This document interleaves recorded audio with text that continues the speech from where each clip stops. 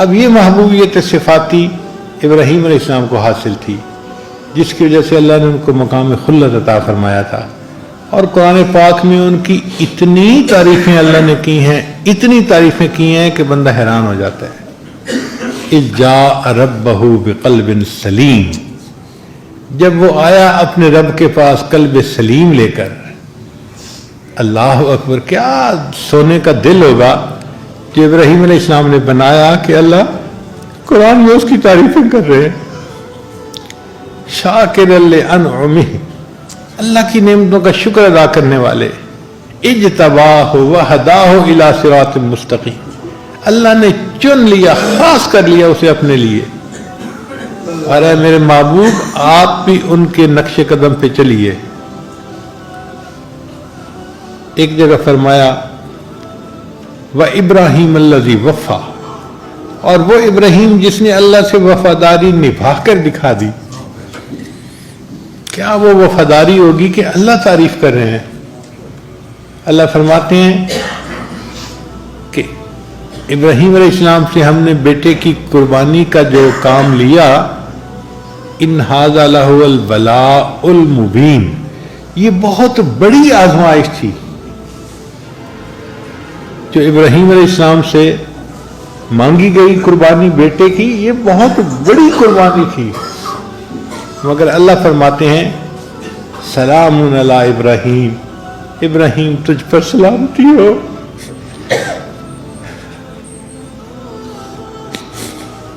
ابراہیم تو جیتا رہے، ہماری زبان میں اس کا ترجمہ یہ بنے گا۔ اب جیسے کسی بچے سے خوش ہوتے ہیں نا تو عورت دعا دیتی ہے، اے بیٹے تو جیتا رہے، سلام علی ابراہیم، بالکل یہی مانے، ابراہیم تو جیتا رہے، تو نے کتنی بڑی قربانی دی۔ اللہ فرماتے ہیں پھر ہم نے اس قربانی کو بعد میں آنے والوں کے لیے بھی جاری کر دیا، وَتَرَكْنَا عَلَيْهِ فِي الْآخِرِينَ سلام علی ابراہیم۔ تو ابراہیم علیہ السلام سے اللہ کو جو تعلق تھا، ابراہیم علیہ السلام کو محبوبیت صفاتی کا تعلق تھا، اللہ نے ان کو اپنا خلیل بنا لیا۔ تو نبی علیہ السلام کے دل کی تمنا تھی کہ یا اللہ، محبوبیت ذاتی تو آپ نے مجھے اپنی رحمت سے عطا فرما دی، اب میں دنیا میں ایسا بن کے رہنا چاہتا ہوں کہ مجھے محبوبیت صفاتی بھی نصیب ہو جائے، تاکہ چیز اپنے کمال کے درجے تک پہنچ جائے، اجماع ہو جائے محبوبیت صفاتی اور محبوبیت ذاتی کا۔ تو نبی علیہ السلام نے یہ درود شریف پڑھا، اللہم صلی علی محمد وعلی آل محمد کما صلیت علی ابراہیم وعلی آل ابراہیم انک حمید مجید۔ پھر پڑھا اللہم بارک علی محمد وعلی آل محمد کما بارکت علی ابراہیم وعلی آل ابراہیم انک حمید مجید۔ تو یہ اصل میں نبی علیہ السلام اس کمال کو پسند کرنا چاہتے تھے، یعنی نبی علیہ السلام چاہتے تھے کہ میری حقیقت محمدی جو ہے وہ حقیقت احمدی کے ساتھ متصل ہو جائے۔ آپ کا نام محمد اس دنیا میں تھا، آخرت میں آپ کا نام احمد ہوگا۔ تو نبی علیہ السلام کی حقیقت کے دو پہلو ہیں، ایک ہے حقیقت محمدی اور ایک ہے حقیقت، جو حقیقت محمدی تھی وہ تمنا کرتی تھی کیا میں اللہ کا شکر گزار بندہ کیوں نہ بنوں، اللہ نے تو گناہوں کے معاف ہونے کا وعدہ فرما دیا۔ تو نبی علیہ السلام فرماتے ہیں افلا اکون عبدا شکورا، کیا میں اللہ کا شکر گزار بندہ نہ بنوں۔ وہ جو حقیقت محمدی تھی وہ تڑپتی تھی کہ کاش میں عروج حاصل کروں حتیٰ کہ حقیقت احمدی کے ساتھ وصل ہو جاؤں۔ اس لیے نبی السلام مجاہدہ فرماتے تھے، مشقت اٹھاتے تھے، دین کی خاطر آپ نے بہت قربانیاں دی۔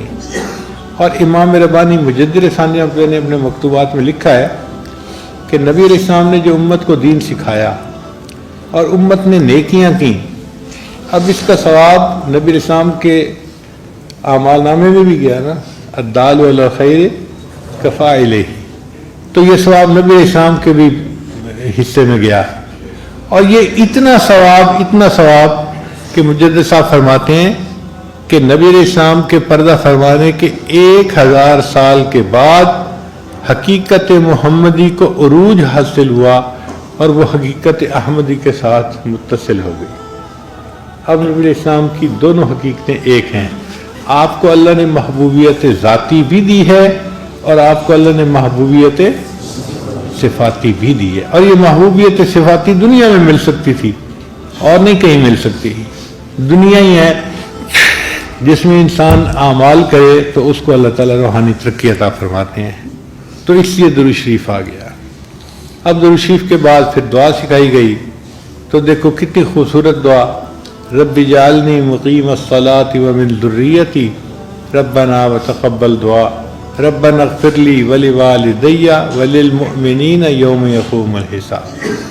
اب آپ سبحانک اللہم سے لے کے یوم یقوم الحساب تک دیکھیں کیا خوبصورت مضمون ہے نماز میں۔ اور اگر انسان کو ان معنی کا اندازہ ہو اور پتہ ہو کہ میں اپنے رب کے سامنے کھڑا ہوں، تو انسان اپنی نماز کو انجوائے کرتا ہے۔ اس لیے نبی علیہ السلام فرماتے تھے قرۃ عینی فی الصلاۃ، میری آنکھوں کی ٹھنڈک نماز میں ہے۔ نبی علیہ السلام اس لیے فرماتے تھے ارحنی یا بلال، بلال اذان دے میری آنکھوں کو ٹھنڈک پہنچا دے۔ نبی علیہ السلام نماز کے وقت کا انتظار کیا کرتے تھے، صبح پڑھتے تھے نماز ظہر کا انتظار، ظہر پڑھتے تھے عصر کا انتظار، عصر پڑھتے تھے مغرب کا انتظار، مغرب پڑھتے تھے عشاء کا انتظار۔ مومن یا تو نماز پڑھ رہا ہوتا ہے یا نماز کا انتظار کر رہا ہوتا ہے۔ اور واقعی یہ نماز اتنی اعلیٰ عبادت ہے کہ جو نماز سے ملتا ہے وہ کسی اور نماز سے نہیں مل سکتا، کسی اور عمل سے نہیں مل سکتا۔ امام ربانی مجدد ثانی رحمۃ اللہ اپنے مکتوبات میں لکھتے ہیں کہ جو لوگ قوالیاں سنتے ہیں اور مست ہوتے ہیں اور بھنگڑے ڈالتے ہیں، یہ بیچارے وہ لوگ ہیں جن کو نماز کی حقیقت کا پتہ ہی نہیں ہے۔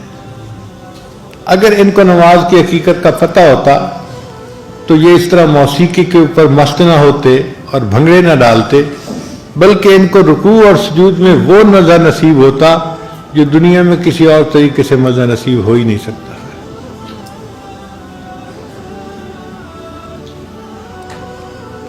اس لیے ہمارے مشائخ جو بیعت ہوتے تھے نا، تو ان کا مقصد یہی ہوتا تھا کہ اپنے شیخ سے نماز کے اسرار و رموز سیکھیں اور اپنے اکابر جیسی نماز پڑھنا ہمیں بھی حاصل ہو جائے۔ شاہ اسماعیل شہید رحمۃ اللہ علیہ سید احمد شہید رحمۃ اللہ کی خدمت میں حاضر ہوئے تو یہ کہا کہ حضرت مجھے بھی صحابہ جیسی نماز پڑھنا سکھا دیں، مجھے بھی صحابہ جیسی نماز پڑھنا سکھا دیں۔ تو شاہ اسماعیل شہید رحمۃ اللہ علیہ نے رات کو ان کی چارپائی اپنی چارپائی کے قریب لگوا دی، تہجد کے وقت پوچھا اسماعیل اٹھ گئے ہو؟ حضرت اٹھ گیا ہوں، جاؤ وضو کر کے آؤ۔ وہ کہتے ہیں کہ میں گیا اور وضو کر کے آیا۔ پوچھا وضو کر لیا؟ حضرت وضو کر لیا۔ تو فرمایا اچھا اللہ کے لیے 2 رکعت پڑھ لو۔ وہ فرماتے ہیں کہ شاہ سید احمد شہید رحمۃ اللہ نے یہ جو لفظ کہا نا کہ اللہ کے لیے 2 رکعت پڑھ دو، اس نے میرے دل کا تالا ہی کھول دیا۔ میں نماز میں کھڑا ہوا، میرے آنسو نہیں تھمتے تھے، وہ تالے کھل گئے تھے۔ اور اس دن میں نے پہلی مرتبہ ایسی نماز پڑھی کہ مجھے گمان ہوا کہ شاید صحابہ ایسی نماز پڑھتے تھے۔ اس نماز کو ہمیں سیکھنا چاہیے اور اس کو ایسے پڑھنا چاہیے کہ اللہ کو پسند آ جائے، ہماری نماز اللہ کو پسند آ جائے۔ اس لیے ساجد نے آپ حضرات کی خدمت میں آج نماز کے بارے میں چند باتیں عرض کر دی۔ علامہ اقبال نے بہت عجیب شعر کہا ہے، عشق اگر تیرا نہ ہو میری نماز کا امام، میرا قیام بھی حجاب میرا سجود بھی حجاب۔ اللہ کا عشق جو ہے وہ ہماری نماز کا امام ہو، پھر نماز نماز ہوگی۔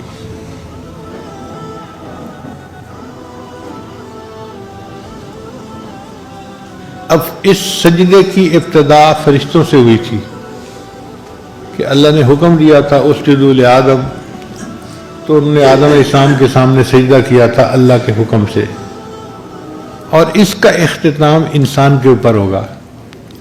قیامت کا دن ہوگا، اللہ تعالیٰ اپنی ساتھ کی تجلی عطا فرمائیں گے، اور اس ساتھ کی تجلی کو دیکھ کر سارے مومنین سجدے میں جا فرمائیں گے، سوائے ان کے جو گنہگار ہوں گے یا غافل ہوں گے۔ مگر فرق یہ ہے کہ وہ جو قیامت کے دن کا سجدہ ہوگا نا، وہ شہود کا سجدہ ہوگا۔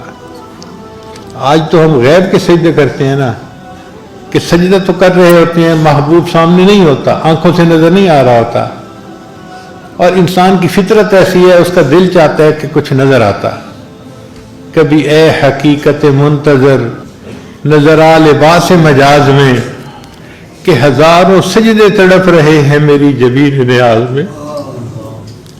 اللہ کبھی آپ مجھے ظاہر میں نظر آئیں تو دیکھیں ہزاروں سجدے میری جبین میں تڑپ رہے ہیں آپ کے سامنے، میں ان کو ادا کروں۔ اور یہ تمنا قیامت کے دن مومن کی پوری ہوگی، اس کو شہود کا سجدہ نصیب ہوگا۔ کتنے خوش نصیب ہوں گے وہ لوگ جن کو اللہ تعالیٰ یہ نعمت قیامت کے دن عطا فرمائیں گے، اور وہ اللہ کے سامنے اس حال میں سجدہ کریں گے کہ ان کو اللہ کی تجلی نصیب ہو رہی ہوگی۔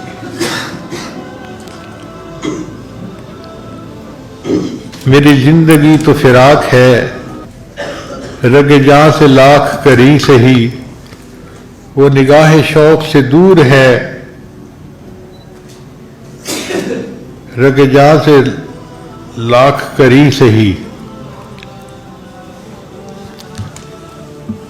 شاعر کہتا ہے کہ اللہ تیرا بیت اللہ دیکھنے کا موقع تو ہمیں نہ مل سکا، کہ ہم جاتے تو بیت اللہ کے سامنے جا کے سجدے کرتے، چلے ہم یہیں سجدہ کر لیتے ہیں۔ تیرا در تو ہم کو نہ مل سکا، تیری راہ گزر کی زمین سے ہی، تیرا در تو ہم کو نہ مل سکا، تیری راہ گزر کی زمین سے ہی، ہمیں سجدہ کرنے سے کام ہے، جو وہاں نہیں تو یہیں سے ہی۔ اللہ ہم نے تو سجدہ کرنا ہے نا، اگر نہیں زیارت نصیب ہوئی تو کوئی بات نہیں، ہم یہیں پہ سجدہ کرتے ہیں، مگر اس طرح کرتے ہیں جیسے آپ ہمارے سامنے ہیں۔ سر طور ہو سر حشر ہو، ہمیں انتظار قبول ہے۔ اے اللہ آپ اپنے دیدار کا وعدہ تو کریں نا، طور پہ کرواتے ہیں تو اس کا بھی انتظار کر لیں گے، اور حشر کے دن کا وعدہ کرتے ہیں تو ہم اس دن کا بھی انتظار کر لیں گے۔ سر طور ہو سر حشر ہو، ہمیں انتظار قبول ہے، وہ کبھی ملیں وہ کہیں ملیں، وہ کبھی صحیح وہ کہیں صحیح۔ اب جب چاہیں اور جہاں چاہیں تجلی کا وعدہ فرمائیں، اللہ ہم اس کا انتظار کرنے کے لیے تیار ہیں۔ اللہ تعالی ہمیں بھی اپنے ان خوش نصیب بندوں میں سے بنائیں جن کو جنت میں اپنے رب کا دیدار نصیب ہو، اور وہ اس نعمت سے فیض یاب ہوں۔ وآخر دعوانا ان الحمد للہ رب العالمین۔ لا إله إلا الله